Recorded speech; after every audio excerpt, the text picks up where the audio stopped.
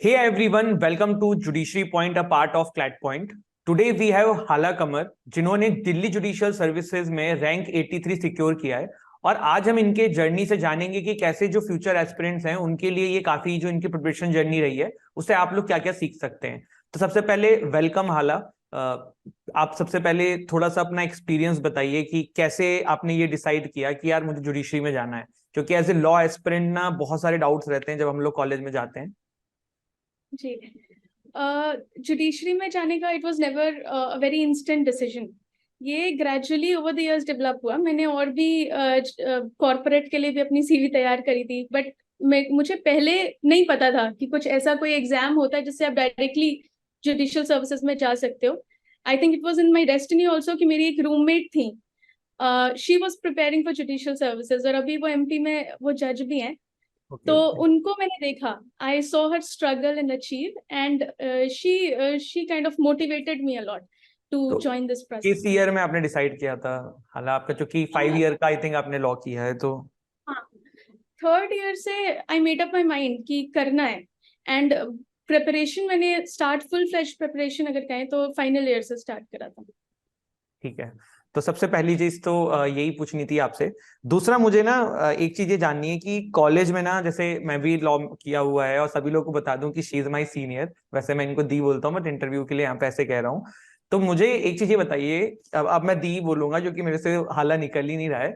तो मुझे दीदी आप ये बताइए सबसे पहले कि हाउ मतलब यू कोप अप इन सब चीजों के लिए, क्योंकि कॉलेज का भी सपना रहता है, बहुत सारी चीजें रहती हैं। प्लस एक डाउट भी रहता है क्योंकि जुडिशरी इन द एंड ना एक वो है, ब्लैक गेम है कि भाई हो गया तो हो गया, वरना फिर वो क्या ही करेंगे उसके बाद। तो मतलब वो कैसे कोप अप किया उन सब चीजों से और कैसे कॉलेज के साथ चीजों को मैनेज किया? कॉलेज के साथ ऑब्वियसली जब मैंने फाइनल ईयर के साथ करा था, मैंने कोचिंग ली थी। तो वो डिफिकल्ट था क्योंकि आप कॉलेज करते हो हाफ टाइम, फिर आप कोचिंग जाते हो, फिर आप रात में लौट रहे हो 10 बजे 11 बजे, फिर आपको रिवाइज करने का भी ज्यादा टाइम नहीं मिलता। बट हाँ, आपको एक गाइडेंस मिलती है तो आप एक बेस बनाते हो। तो वो चीजें थी। And journey has also been a roller coaster ride, ups and downs रहे ऑब्वियसली। बट वही है कि जब आप डिसाइड करते हो जुडिशियल सर्विसेज के लिए प्रिपेयर करना और उसमें जाना, तो पेशेंस की बहुत जरूरत है। तो आपको पेशेंस रखना है, पॉजिटिव रहना है। तो दी आपने ये जो मतलब इसको किसी जॉब के साथ किया, प्रैक्टिस के साथ किया, कि मतलब सिर्फ फुल फ्लेश तैयारी करी? फुल फ्लेश कंसिस्टेंटली प्रिपेयर कर रही थी मैं जुडिशियल सर्विसेज के लिए। अभी बस दिल्ली जुडिशियल सर्विसेज का जब मैंने मेंस दे दिया था उसके बाद मैंने प्रैक्टिस स्टार्ट कर दी थी। ठीक है। बट फुल फ्लेश लिटिगेशन में मैं नहीं थी इससे पहले। और यही मेरा एक सजेशन और भी एस्पिरेंट से है कि ये जो दो नावों में पैर रखने वाली चीज होती है ना, वो ज्यादा दिन तक चल नहीं पाती है। तो थोड़ा राइट। पेशेंस तो डिमांड करता ही है। ये जुडिशरी नहीं, लाइफ में आप कोई सा भी एग्जाम देंगे, आई थिंक दी एग्री करेंगी, तो पेशेंस तो चाहिए ही चाहिए, चाहे वो यूपीएससी हो चाहे वो जुडिशरी हो। तो वो वाली चीज है। फिर दीदी, जुडिशियल एस्पिरेंट्स का जो मैं एक सबसे ज्यादा कॉमन डाउट सुनता हूँ वो ये सुनता हूँ कि यार स्टेट कैसे चुने, मतलब भाई हर स्टेट का अलग एग्जाम हो रहा है, यूपीएससी की तरह तो है नहीं कि एक ही एग्जाम हो रहा है। तो वो आपने कैसे चूज किया कि हाँ दिल्ली देना है, या और भी आपने जो दिए होंगे, तो उसके लिए आपका क्या एक मतलब बच्चों लोगों को सजेशंस रहेगा जो फ्यूचर में आएंगे कि यार तुम इन क्राइटेरियाज पे स्टेट डिसाइड कर सकते हो कि तुम्हें किस में जाना है या कौन से एग्जाम्स पकड़ने हैं? नॉर्मली लोग डोमिसाइल के अकॉर्डिंग करते हैं, जिनको अपने डोमिसाइल में रहना होता है, वो जहाँ के रेसिडेंट होते हैं वहां का चूज करते हैं। अदरवाइज इफ यू थिंक कि आपको बस जज बनना है, आपके लिए स्टेट अगर मैटर नहीं करता, अगर आपको लगता है कि आप कहीं भी एडजस्ट कर सकते हो इंडिया में, तो फिर आपको देखना होगा कि आप सिलेबस देखो। You go through the syllabus of various states, chalk down the states जिसमें कि सिलेबस मोर और लेस सिमिलर है। तो आप इस हिसाब से डिसाइड कर पाओगे कि आपको कौन से स्टेट्स पे फोकस करना है, और वो आपके प्रिपरेशन को एक सही डायरेक्शन देगा और आप फोकस्ड तैयारी कर पाओगे।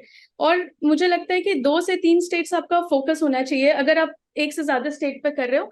पर you should not land on too many boats at the same time. तो अगर फोकस्ड तैयारी करेंगे तो that will be quite easy. इसमें शायद सिलेबस का भी बहुत रहता है कि अगर दूसरे स्टेट का जिसमें सिलेबस बहुत ड्रास्टिक चेंज है तो फिर वहां पे बहुत दिक्कत हो जाएगी अगर आप ऐसे ऐसे स्टेट्स चुनेंगे। तो आपने कौन कौन जैसे से स्टेट टारगेट किए थे? मेरा इनिशियली मैंने एक्चुअली ये गलती करी थी क्योंकि मैं इसीलिए आज बता पा रही हूँ क्योंकि मैंने इनिशियली कोई पर्टिकुलर स्टेट चूज नहीं किया था।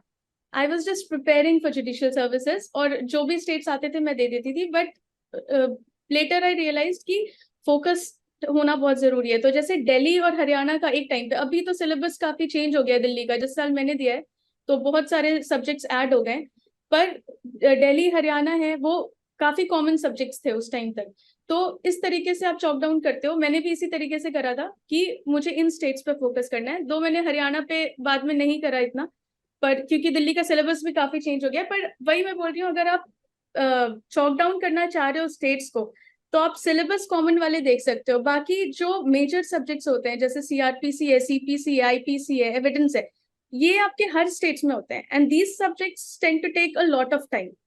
तो इन सब्जेक्ट्स को आपको इन एनी केस आप प्रिपेयर करके रखोगे, तो बाकी आप कोई भी स्टेट देते हो तो उसमें फिर छोटे सब्जेक्ट्स होते हैं जो आपको पढ़ने पड़ते हैं। तो ये मेजर सब्जेक्ट्स, इनका बहुत इंपॉर्टेंट रोल है, तो वो तो आप पढ़ ही लो, तो फिर वो भी आपको हेल्प करता है फिर ठीक है। डिसाइड करने में। ठीक है दी। एक चीज मुझे दीदी ये जानना है आपसे कि जैसे ये तो सबका स्ट्रेटेजी एंड ऑल, आजकल तो 50 वीडियोस हैं यूट्यूब पे, सबको पता है कैसे क्या करना है क्या करना है। बट कुछ एक 5-10 ऐसी इंपॉर्टेंट चीजें जो आपको लगता है कि यार ये तो चाहिए ही चाहिए, ये करना है, और वो आपने किया जो आपको हेल्पफुल रहा। क्योंकि डीजीएस तो वन ऑफ द मतलब मोस्ट टफेस्ट एग्जाम माना जाता है जुडिशरी के अंदर, और वो क्रैक किया है आपने। तो थोड़ा आप इसमें बताइए कि यार ये कुछ गलतियां हैं जो आपने भी अपने एक्सपीरियंस सीखा होगा कि यार ये नहीं करना था बट ये करना था, और फिर वो आपने बाद में किया। तो ऐसे कुछ 8-10 पॉइंट्स आप बताइए जो बच्चों के लिए, फ्यूचर एस्पिरेंट्स के लिए हेल्पफुल रहे।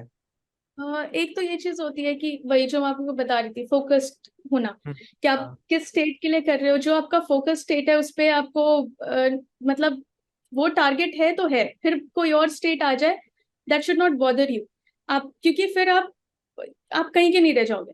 तो एक तो है फोकस तैयारी, दूसरा है कि अगर आप बार बार यू आर सीइंग फेलियर्स, तो यू इंट्रोस्पेक्ट योर मिस्टेक्स। जो चीजें हो रही हैं वो नेक्स्ट एग्जाम में रिपीट नहीं होनी चाहिए।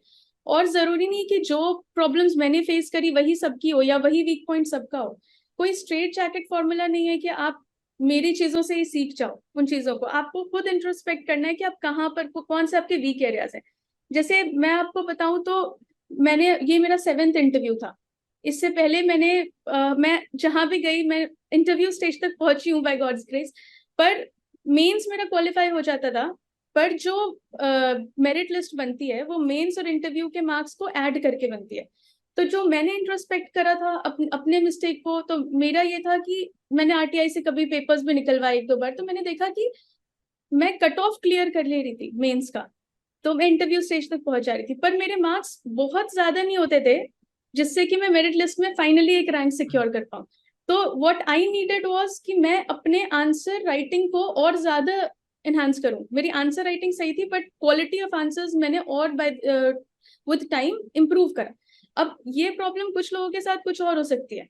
जैसे कुछ लोगों को टाइम मैनेजमेंट प्रॉब्लम हो सकता है, कुछ मेंस ही क्वालिफाई नहीं कर पा रहे हैं, तो आपको आंसर राइटिंग और ज्यादा आंसर राइटिंग पे फोकस करना है। तो दैट प्रॉब्लम क्या है आपकी, वो आपको खुद डिड्यूस करना पड़ेगा कि आप कहाँ पे लैग कर रहे हो। ठीक है। इसी से थी मुझे एक चीज और जाननी है अभी, क्योंकि मेरे भी साथ के काफी सारे लोग जुडिशरी की तैयारी कर रहे हैं अभी, जो मेरे क्लास में थे, कुछ लोग सेलेक्ट हो गए कुछ नहीं हुए हैं, और ऐसे जूनियर्स भी हम बहुत सब मतलब स्टूडेंट्स कॉल करते हैं, जूनियर्स भी हैं, बहुत लोग हैं।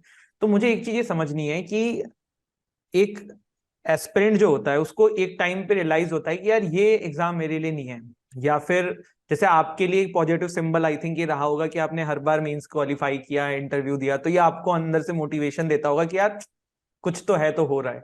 बट एक पॉइंट ये भी है कि एक पॉइंट पे आके इंसान को प्लान बी का सोचना चाहिए। तो आपका इसके ऊपर क्या पर्सपेक्टिव है, और आप क्या कहना चाहोगे एस्पिरेंट से कि भाई तुम पूरा समय इस पे देते रहो, और अगर प्री भी नहीं निकल रहा है तो लगे हुए हो तो लगे रहो, या फिर एक पॉइंट पे आके आपको प्लान भी सोचना चाहिए, क्या पता वो एग्जाम आपके लिए नहीं है। प्लान भी तो आई थिंक एक पॉइंट पे नहीं, आपको कॉलेज टाइम से you have to be prepared about it. क्योंकि ना क्या होता है कि कहना बहुत इजी है कि आपका एक फोकस, मतलब आप अगर तैयारी कर रहे हो जुडिशियल सर्विसेज के लिए तो कुछ भी मत सोचो। पर मेरा पर्सनल बिलीफ ये है कि अगर प्लान बी आपके पास होता है तो that helps you in focusing on plan A more. आप प्लान ए में, क्योंकि after all we are all human beings, हमें एक सेटिस्फैक्शन चाहिए होता है बैक ऑफ आवर माइंड की हमारे पास कुछ है लाइफ में सेटल होने के लिए। तो आई थिंक जब आप कॉलेज में होते हो तो आप जुडिशरी की तैयारी फर्स्ट सेकंड थर्ड ईयर से तो स्टार्ट नहीं कर सकते हो। First second third fourth year तक आप अपने सब्जेक्ट्स ही अच्छे से कर लो, वही बहुत होते हैं जुडिशरी के लिए। उसके अलावा यू बिल्ड योर सीवी ऐसा कि आप एक क्वालिटी एजुकेशन लो, ताकि ना सीवी आपकी हो, आप इंटर्नशिप्स वगैरह करो, ताकि प्लान भी आपके पास हो। क्योंकि मेरा मानना ये है कि प्लान बी ही आपको प्लान ए में ज्यादा फोकस्ड रखता है और पेशेंस रखने में हेल्प करता है, तो वो तो जरूरी है। प्लान बी इज जरूरी, मतलब ये है क्योंकि आई पर्सनली थिंक। क्योंकि कल ही मेरी एक एस्पिरेंट से बात हो रही थी, उन्होंने हमसे एडमिशन लेने के लिए वो कॉल किया था, तो ही वाज टेलिंग मी कि वो 3-4 साल से प्रिपरेशन कर रहे हैं और प्री भी नहीं निकला है। तो मैंने उनको ये बोला कि आप बेटा पैसे वेस्ट मत करो अभी, आप पहले जो आपका, क्योंकि अब उनका एज भी हो चुका था, ही वाज अराउंड 29-30। तो मैंने ये बोला कि आप कोचिंग मत लो, आपको ऐसे भी हम गाइडेंस दे देंगे, बस साथ में आप, उन्होंने पूछा कि मैं वकालत शुरू कर दूं नहीं करूं, तो मैंने कहा करना चाहिए, आई थिंक मेरा सजेशन है। तो बिल्कुल हालादी ने भी यहाँ पे यही बोला है। इसके अलावा दी चलिए कुछ क्विक फायर क्वेश्चंस हैं आपसे, जो एस्पिरेंट्स के लिए हेल्पफुल रहेंगे, हम कॉफी विद करण वाला नहीं करेंगे, नॉर्मल क्वेश्चंस हैं। जैसे कि न्यूज़पेपर की बात होती है जुडिशरी में, तो इंडियन एक्सप्रेस पढ़ना है, हिंदू पढ़ना है या टाइम्स ऑफ इंडिया पढ़ने से बड़ा कंफ्यूजन रहता है, तो आपने क्या किया और आपका क्या रिकमेंडेशन है? जुडिशियल सर्विसेज के लिए इंडियन एक्सप्रेस, दो the Hindu is a very good newspaper, but I think वो यूपीएससी के लिए ज्यादा बेटर होता है। Indian express is good for judiciary. और इसी पे दीदी पॉज लेके थोड़ा सा ये बता दीजिए कि न्यूज़पेपर को जुडिशरी के पर्सपेक्टिव से कैसे पढ़ना है? एडिटोरियल्स, सबसे पहले तो एडिटोरियल्स बहुत ही ज्यादा इंपॉर्टेंट है, क्योंकि आपके ऐसे राइटिंग में बहुत हेल्पफुल होता है, क्योंकि आपके क्वेश्चंस डीजेएस में भी और आई थिंक एमपी में भी कंटेम्प्रेरी जो टॉपिक्स होते हैं उससे क्वेश्चंस होते हैं। जैसे एमपी में मुझे एक बार एनसीसी CANRC चल रहा था, तो उससे ऐसे आया था। I read it in the newspaper, so I was able to write more quality answer on it. Delhi judicial services में भी कंटेम्प्रेरी क्वेश्चंस ऐसे में आते हैं। फिर लीगल जो न्यूज है वो आपके लिए इम्पोर्टेंट होती है, जैसे दिल्ली में लीगल जीके आता है, तो ऐसे है। ठीक है, थ्योरी बुक्स या फिर bare act? Bare acts, bare acts are the Bible. ठीक है, ये मैंने फिर आप बहुत सारे से, जुडिशरी टॉपर से सुना है कि बेयर एक्ट्स आर बाइबल। हाँ है, डेफिनेटली है। आपका अगर बैरक पे कमांड नहीं है तो फिर nothings gonna help you. Every section every article should be, मतलब बिल्कुल। हाँ, और पर्पस के साथ, उसका पर्पस सिर्फ रटिफिकेशन नहीं, आपको प्रैक्टिकल वे में समझना पड़ेगा। बैरक्स को बहुत जरूरी है। कोचिंग और सेल्फ प्रेप भी, या दोनों? ये बहुत ही सब्जेक्टिव है। आप डिपेंड करता है कि आपके पास गाइडेंस अगर है। Self preparation is also very good thing, और सेल्फ प्रिपरेशन से बहुत लोगों ने निकाला और फर्स्ट अटेम्प्ट में निकाला है। अब तो तो और आई थिंक जब आप थे तब इतना गाइडेंस भी ऑनलाइन अवेलेबल नहीं था, बट आज की डेट में देखें तो यूट्यूब पे भी इतना ज्ञान फ्री में हाँ, पड़ा हुआ है कि। वही तो मतलब, हाँ, एक्चुअली गाइडेंस इज इम्पोर्टेंट। तो गाइडेंस के लिए क्या होता है कि अगर आपको अलग अलग सोर्सेज से आप कुछ डिसाइड नहीं कर पा रहे हो, तो आपके इनिशियल ईयर्स उसमें वेस्ट हो जाते हैं समझने में। तो इसलिए कोचिंग तब इम्पोर्टेंट हो जाती है कि आपको कोचिंग से एक गाइडेंस मिल जाता है कि आपको किस तरीके से प्रिपेयर करना है। अगर आप कोचिंग नहीं ले सकते तो फिर आप सीनियर्स हैं आपके, जिन लोगों का हो चुका है, जो इस जर्नी से गुजर चुके हैं, आप उनसे गाइडेंस ले सकते हो। सो guidance is important, it doesn't matter how you get it, you should get the right guidance, that's what matters. और आजकल एक प्रॉब्लम ये भी है कि ओवर गाइडेंस भी अवेलेबल है, मतलब यूट्यूब पे तो इतने ज्ञान है ना, वो गलत भी बोले जा रहे हैं, सही भी बोले जा रहे हैं, और लोग उसको फॉलो करने लग जाते हैं। ठीक है, एक बहुत हुआ है हालांकि कि दिल्ली जो है ना वहीं से सिलेक्शन होगा या ऐसा कुछ, तो आपका क्या है इसके ऊपर, दिल्ली या फिर कहीं कहीं से भी कर सकता है आदमी? सिलेक्शन कहीं से भी हो सकता है, कहीं मतलब से भी नहीं, हो सकता सिलेक्शन इन द सेंस कि एक बच्चों के माइंड है। सेट हो चुका है कि दिल्ली प्रेफरेंस, आना है, दिल्ली आना है, दिल्ली जाना है, तो आपका दिल्ली क्या लगता है कि घर से भी हो सकता है या फिर दिल्ली आके कुछ अलग एक्सपोजर मिल जाता है? नहीं, घर से भी हो सकती है तैयारी, एंड आई थिंक बहुत लोगों ने घर से पढ़ के निकाला है, सेल्फ स्टडी से और घर से। मैं वही बोल रही हूँ आपको कि गाइडेंस, आपको गाइडेंस कहाँ मिल रही है, that is more important. Place doesn't matter, coaching doesn't matter. ठीक है, सोशल मीडिया और not in the journey of preparation, ये पूरा जैसे सोशल मीडिया इसमें ये अलग अलग टाइप के एस्पिरेंट, एक सेकंड भी, अलग अलग टाइप के एस्पिरेंट्स रहते हैं। एक जैसे मेरे कुछ फ्रेंड्स हैं, उन्होंने बिल्कुल ही सब खत्म कर रखा है, उनसे कांटेक्ट करने के लिए 4 बार कॉल करना पड़ता है दिन में, तो वो अगले दिन कॉल करते हैं। और कुछ हैं जो तैयारी भी कर रहे हैं, बट हाँ वो they are active on Insta, WhatsApp, तो आपका इनके ऊपर क्या ओपिनियन है? I think limited use of social media is good. मतलब अगर आप सोशल मीडिया को, क्योंकि आप डिपेंड करता है ना आप उसको कैसे यूज कर रहे हो। If you are using it for gaining knowledge, ठीक है। और even if you are not using it for gaining knowledge, आप पूरे टाइम अगर रूम बंद करके सिर्फ प्रेपरेशन करोगे तो आप ज्यादा लंबा नहीं चल पाओगे जर्नी में, आई थिंक पर्सनली ऐसा। तो थोड़ा और आपको कहीं ना कहीं चाहिए। पर्सनैलिटी ग्रोथ भी मुझे लगता है कि ना, अगर आप कट ऑफ कर जाते हो रुक जाती है। हाँ, तो कुछ कुछ भी excessive of everything is bad. आपको एक लिमिटेड वे में अगर आप यूज कर रहे हो अगर उससे, तो इट्स गुड। ठीक है दी। एक बहुत ही कॉमन क्वेश्चन है, कॉमन भी है और आपके लिए स्पेशल भी हो सकता है, कि जब पहली बार आपको आइडिया लगा, क्योंकि आपकी भी एक जर्नी अपने आप में बहुत कमेंडेबल रही है, हार्ड स्ट्रगल रहा है, 6-7 मेंस लिखना, इंटरव्यू देना, और उस पॉइंट पे आके फिर जब ये रियलाइज करना कि यार ये फिर से सारी चीज स्टार्टिंग से करनी है, स्क्रैच से करनी है, तो ये बहुत मतलब आप एक इंस्पिरेशन है काफी सारे स्टूडेंट्स के लिए। तो पहला जब आपको ये रियलाइज हुआ कि यार इस बार सिलेक्शन हो गया है, तो वो मोमेंट कैसा लगा एंड फैमिली का क्या रिएक्शन था? मैं अभी तक सच बताऊं तो जब जैसे अभी आप बोल रहे हो, कुछ कोई मुझे बोलता है, देन आई रियलाइज कि अच्छा हो गया। I am not able to digest the fact कि हो गया सिलेक्शन, गिवन द फैक्ट कि मैंने इतने फेलियर्स देखे हैं पहले। पर ये है कि yes, it's the feeling is overwhelming and I am grateful, I feel blessed, बस। ठीक है। रोल ऑफ फैमिली थी इसमें प्रिपरेशन में, आपको क्या लगता है कितना है? बहुत है। फैमिली का रोल इज वेरी इंपॉर्टेंट, क्योंकि फैमिली से आप पूरे टाइम घिरे रहते हो। आप बाहर की दुनिया से आप कट ऑफ कर लोगे, बट फैमिली का सपोर्ट बहुत इंपॉर्टेंट होता है। फैमिली अगर आपको सपोर्ट कर रही है, आपको एनकरेज कर रही है, तो दैट गिव्स यू मोटिवेशन। ठीक है दी। एक लास्ट दो क्वेश्चन है, उसमें एक क्वेश्चन ऐसा है कि ये काफी सारे लोग अभी जब इस वीडियो को देख रहे होंगे तो जुडिशरी एस्पिरेंट्स ही देख रहे होंगे, तो क्या पता वो अभी उस पॉइंट पे हो। तो जैसे आपने इस प्रिपरेशन पूरी करी है, ये इसमें कोई एक ऐसा पॉइंट आया कि जो आपने बहुत लो फील किया है, और वो पॉइंट में आपको आके मतलब क्या लगा, फिर कैसे आपने उस पॉइंट से वापस बकअप करके मोटिवेट किया अपने आप को? क्योंकि ऑफ कोर्स आया होगा, आपने कहा लोज एंड हाईज रहा है और प्रिपरेशन में रहता है, तो वो पॉइंट जब आया तो उसको आपने कैसे वापस से फिर अपने आप को फिर से मोटिवेट किया एंड फिर से पूरी प्रिपरेशन करी? क्योंकि वापस से फिर वही साइकिल में जाना और वो करना, तो उस पे आप मतलब थोड़ा बच्चों को प्लीज हेल्प कर सकें तो बताइए। फ्रैंकली स्पीकिंग, ये पॉइंट एक बार नहीं कई बार आया है।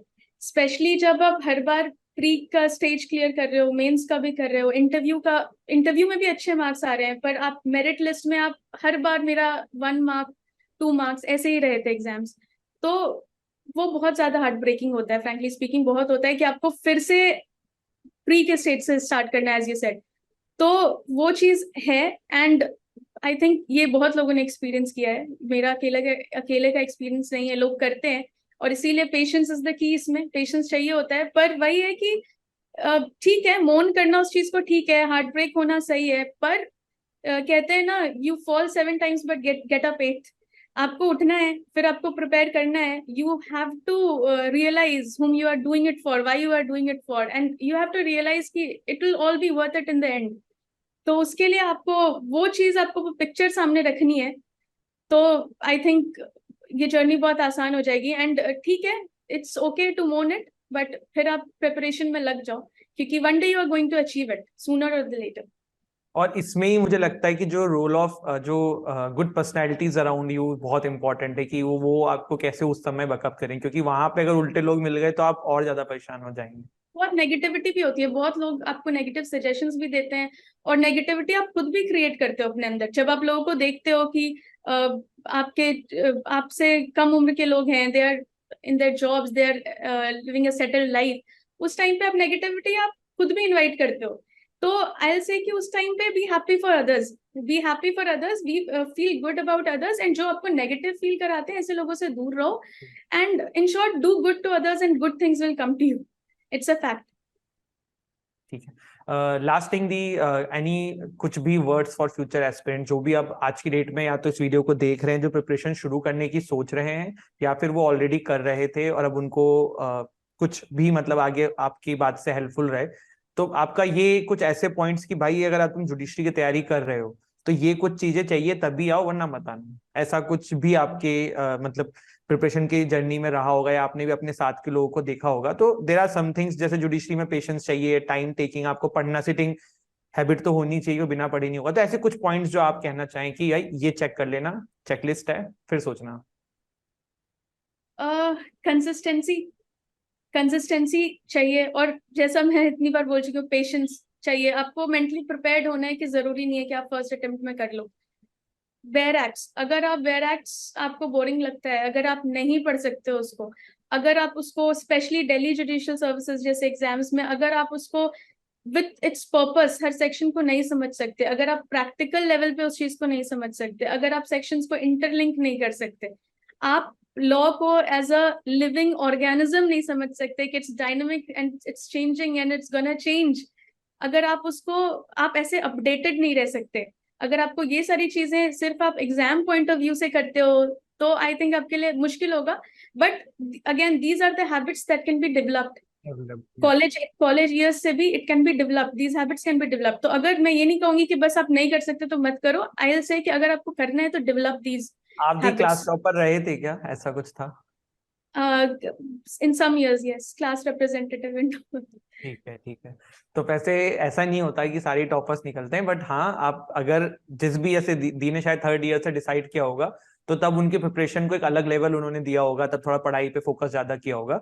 तो वेन एवर यू डिसाइड ना, जब जागो तब सवेरा वाली बात है। तो ऐसा नहीं आप कर नहीं सकते हो, बट अगर ये मेहनत करने के बाद भी नहीं हो पा रहा है तो डोंट वेस्ट योर टाइम। हर किसी का स्किल सेट अलग होता है, तो इट्स बेटर कि आप कुछ अलग जाइए। Do or die situation, never, don't make हाँ, it a do or die situation.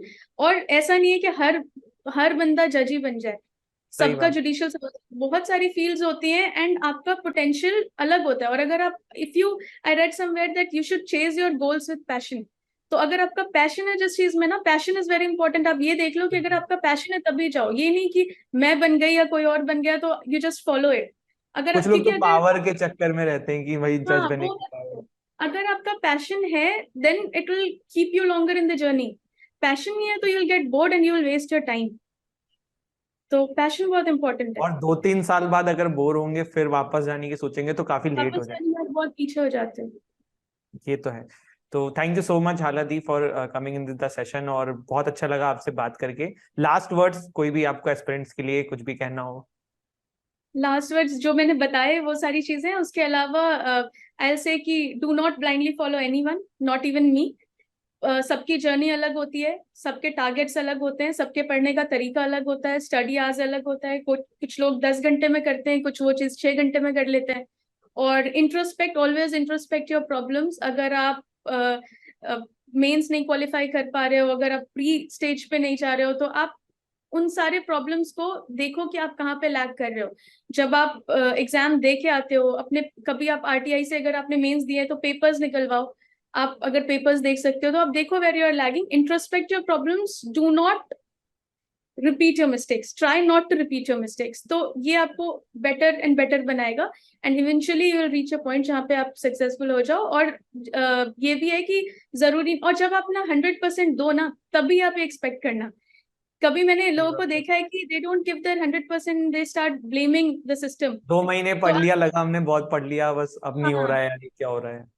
वो चीज है। तो आप पहले अपना 100% दो, जब आपको लगे आपने 100% दे दिया है, फिर भी हो सकता है कभी आप 1-2 मार्क्स से रुक जाओ, कुछ भी हो सकता है, क्योंकि see each of the aspirants can not fit उतने नंबर ऑफ वैकेंसीज में।